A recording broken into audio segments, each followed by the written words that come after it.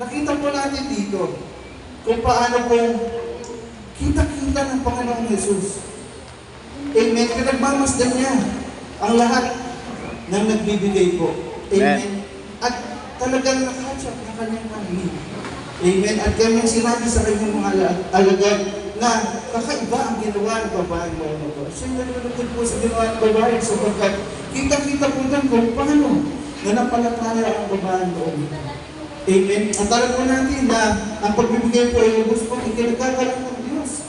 Nagaya po sa buhay ng Abel. Mawala sa paggawain kung saan sinusubok po ng Diyos ang ating mga puso po, no?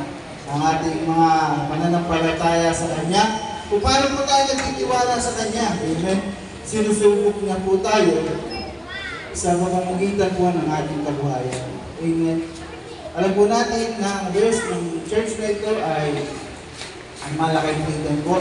Pagdating po sa pagbibigay, na ang sinasabi po ay ibigay ninyo ng buo ang inyong ikasampung bahagi sa tahanan ng Diyos upang matugunan ang pangangailangan sa kanyang templo. Subukin niyo ako sa bagay na ito, sabi ng Diyos po, kung hindi ko buksan ang mga durungawan ng langit at ibuhos sa inyong masaganang pagpapala. Amen. Yun po ang sabi po ng ating Panginoong Diyos sa ating pong mga ninuno. Amen.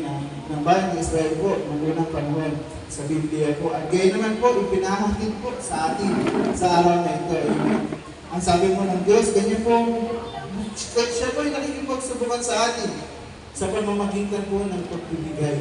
Amen. At kanya pong sinasabi na ang pagpapala daw po ay kaya ibigay sa iyo. Amen. Sa pamamagitan po ng pagbubukas ng mga durungawan ng langit. Amen. At tayo po naniniwala na wala sa mundo nito na pag tinignan mo sa taas ay hindi natin. Amen. At kahit yun po yung namahulugan na kahit saan ka naroon, pagpapalain ka ng Diyos, pagpapalain ka ng Diyos. Wala pong makakapigil sa Kanya. Amen. At alam po natin na kung bakit tayo nagbibigay. Amen. Una, alam po natin na totoo, kaya po tayo nagbibigay sa church. Hindi lamang para matugunan yung pangangailangan ng templo, kundi nagbabalik tayo sa Diyos.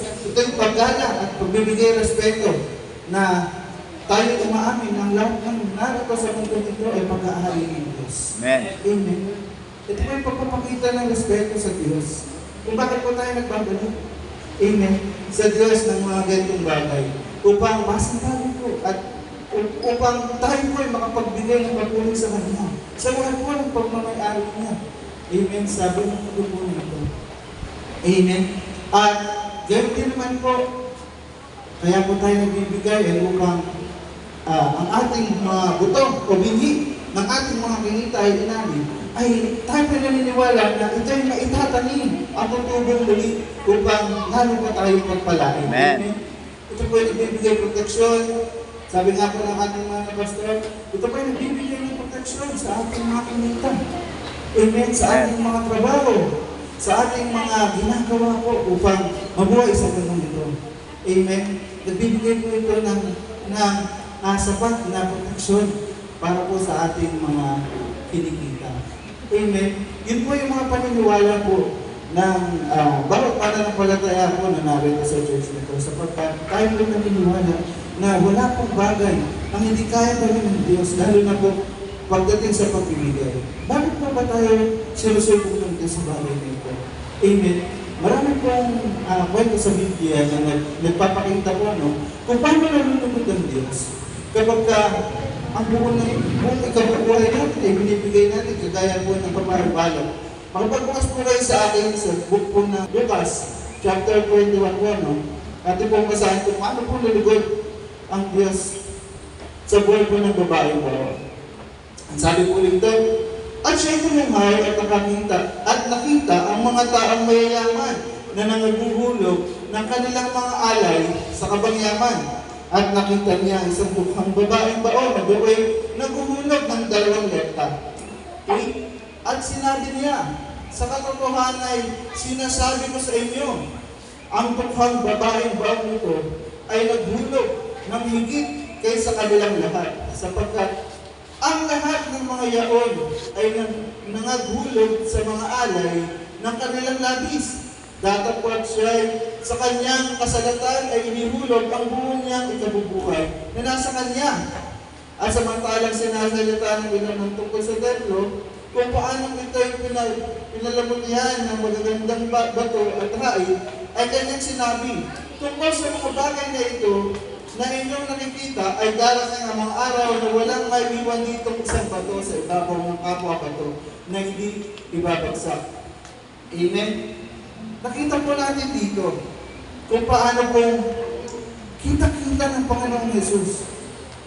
Amen? Pinagmamasdan niya ang lahat ng nagbibigay po. Amen? At talagang nakatsak na kanyang pangingin. Amen? At kanyang sinabi sa kanyang mga alagad na kakaiba ang ginawa ng babaeng mo na to. Siya nalulugod po sa ginawa ng babae sapagkat kita-kita po doon kung paano na napalataya ang babaeng mo. Amen? At alam po natin na ang pagbibigay po ay lubos po ikinagkakaroon ng Diyos. Nagaya po sa buhay ng Abel. Amen? Kung paano nagbigay po si Abel sa Diyos at talagang nalugod ng Diyos. Amen? Wala pa po ang kautusan nun. Meron na po pagbibigay sa lumang tipan. Amen? Kaya po maniniwala po kami na ang pagbibigay po ay hindi po sakop ng kautusan ng Diyos. Pagkas ito po ay ginagawa na, pinapractice na. Noong mga unang panahon pa. Amen? At lugod na lugod ang Diyos. Kasi kapag nakikita ng Diyos na tayo po na narito, kung tayo po pagbibigay, ay makikita po ng Diyos. Kita-kita po ng Diyos sa ating mga buhay kung paano po ang halaga ng Diyos sa atin kaysa sa ating mga pangangailangan. Kita-kita po ng Diyos na mas tayo po naniniwala sa kayang gawin niya kaysa sa ating mga kakayanan po dito sa mundo ito. Na ano po natin? Amen? Bakit ba tayo naghahanap buhay? Para magbuhay sa mundo ito. Amen. Amen. Pero ang ayaw lang po ng Diyos na ikaw binibigyan niya ng lakas, binibigyan ka niya ng proteksyon. Tapos, nakakalimutan mo siya. Yun po yung mga bagay na ayaw ng Diyos. At sa mga taong nagtatapat po, amen, nainitan po ba kayo? Init po, no? Gusto niyo po ng aircon? Amen. Patuloy po ng pagtatapat sa pagbibigay. Amen. Amen. Tayo rin po ang makikinabang sa lahat ng ito. Amen. Sa lahat po ng ating mga ibinibigay. Sa lahat po ng ating mga inilalagay dyan. Amen. Tayo pa rin ang lubos na makikinabang. Amen. Amen. Alam po natin na gagamitin po ito ng tama sa templo at sa templo lamang po. Wala na kang ibang pagkagamitan pa. Amen. Hindi na darating po ang panahon na kung tayo po ay magtatapat sa pagbibigay. Darating ang panahon. Ang mga yelong nakaharap dito ay magiging bato. Amen. Ang lupain na inuupahan ay magiging atin. Amen. Sarili natin. Amen. Na ang mga panaypay na yan ay hindi na makikita kailangan. Bagkos, naka-jacket na tayo, mga nakakot na tayo kasi malamig na. Amen. Darating po ang panahon na yan. Amen. Ano pong sikreto? Magtapat po tayo Amen. sa pagbibigay. Kaya nangyayari po ang bawat isa sa atin. Tayo po magbigay sa Panginoon. Magbigay tayo sa Panginoon, tayo ay magbigay. Magbigay tayo sa Panginoon, tayo ay magbigay. Ibabalik, siksik, ikiga dumaapaw. Ibabalik, siksik, ikiga dumaapaw. Magbigay tayo sa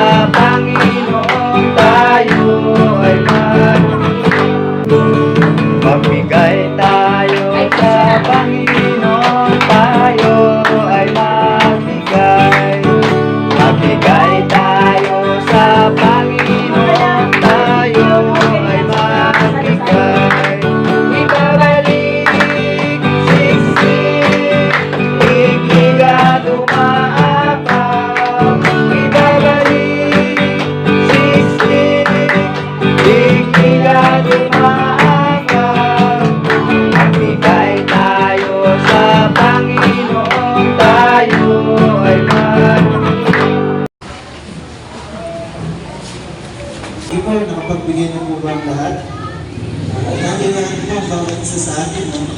Na atin po yung sa atin na kamay po. Patungo po sa offering na ito, tayo po manalangin sa Diyos.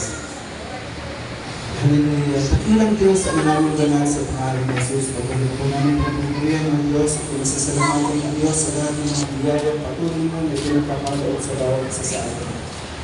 Lord, pagpupulian, Ama, ang mga biyaya ito, Panginoon, na hindi po ibinigay sa amin, ay iniulit po namin, Panginoon, sa kalambayan ito, Diyos. Sa lalagyan po, Panginoon, kung saan naniniwala kami na ito ay lulupain at ang mga aming inibulog ay bunga, Panginoon, na tutubo at lalago, Panginoon, sa iyong pangalan. Lord, kailangan po namin, Panginoon, na bawat pananalapin ito ay magamit nawa ng tama sa iyong templo, Diyos. Lord, ibalik mo po sa lahat na nagbigay sa kanilang siksik-ilig at umaapaw sa pagkaligyan sa kanilang mga buhay. Salamat po, Diyos. Muli, sa ibang pupuling, kasi salamat po sa mga sa pangalan ng Jesus. Amen.